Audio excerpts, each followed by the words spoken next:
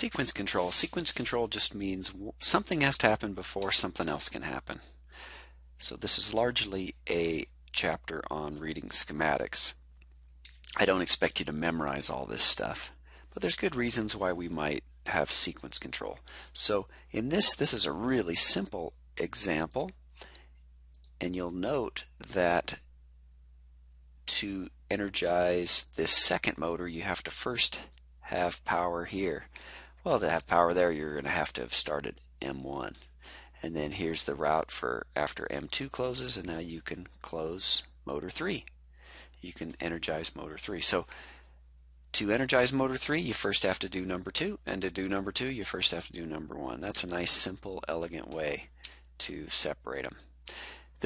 In this way, we take an extra auxiliary contact. So here's M1, and now we have 2 normally open contacts on that contactor, on that big motor starter.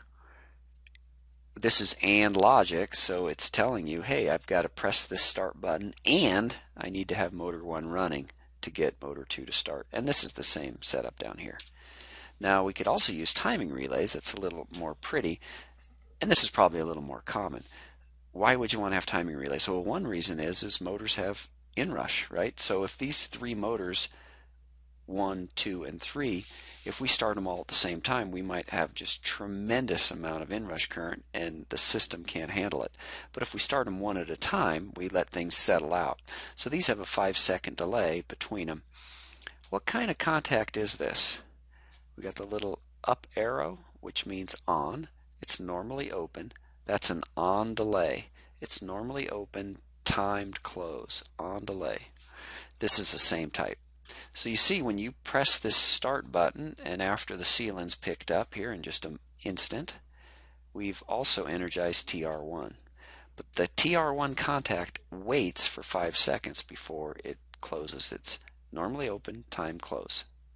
Well, when that happens, that's going to fire up M2 and the second timing relay, which gives you another 5 seconds. So you press the button, the first motor starts, 5 seconds later the second starts, and the third motor starts almost 5 seconds later. Now when we come along and press the stop button, what's going to happen? Well, as soon as you press stop, these instantly turn off. M1 and TR1 turn off, which turns that dude off instantly, which turns these guys off instantly, which turns this one off. So this is all happening on the stop side really fast.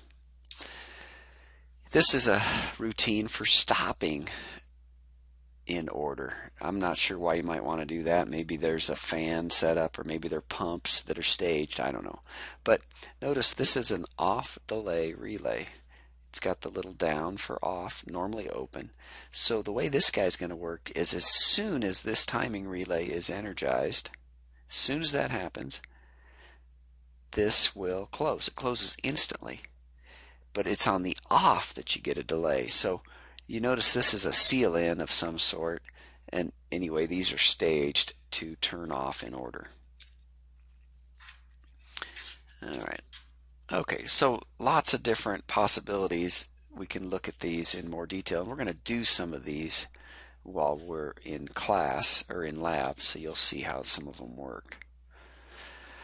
Again, the whole principle of sequence control is to get one thing to happen before the other, and the main thing we need to know is how to read a schematic, and then we can figure out how these guys work.